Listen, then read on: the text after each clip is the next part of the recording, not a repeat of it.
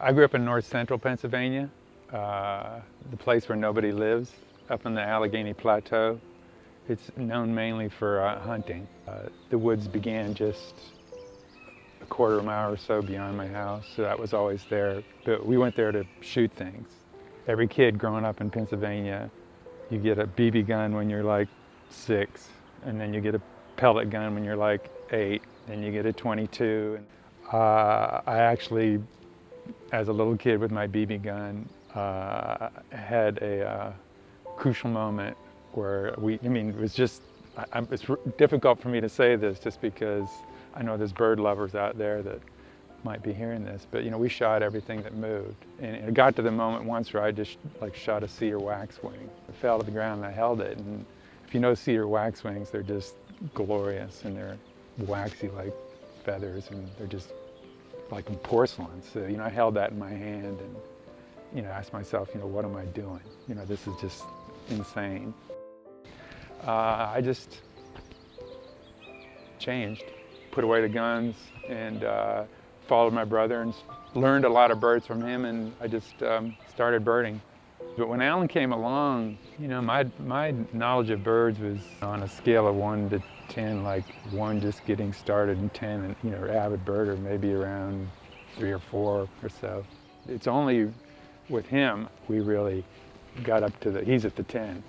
I'm probably at the 8 now. He passed me when he was about 12 or 13. He really, and it's not like I was sitting around doing nothing. He just got better at it. I can't remember a moment where I haven't been interested in birds, so it's really hard to say when it started. These are a couple games that Alan actually made when he was pretty young. I think about 3rd grade or so. This is Bird a Thinker. You can see it's kind of a variation on Chutes and Ladders or Candyland. We don't remember how this works. Nope.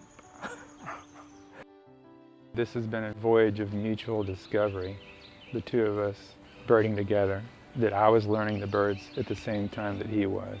That's just enriched my life tremendously.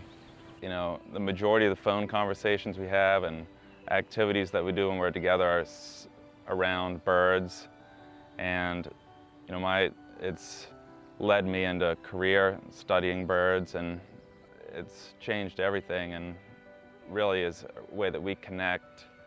And even if we're far apart, we can reference places and birds that we're seeing that we instantly recognize and understand, and can picture pretty much exactly what's going on wherever he is or I am. It's really the tie that bonds us together. I know I can go to each one of these birds and probably pick out a bird and mention it, and immediately a story comes up. I know Alan remembers just about every bird that we've seen. Like if I said sunbittern. Yeah. The first sunbittern we saw was at La Selva Biological Station, and it was displaying out on the lawn in front of the room we were staying in. This amazing wing display. And I remember it like it was yesterday. It's the only one we've ever seen. And it was on our first day there. We didn't realize how lucky we were.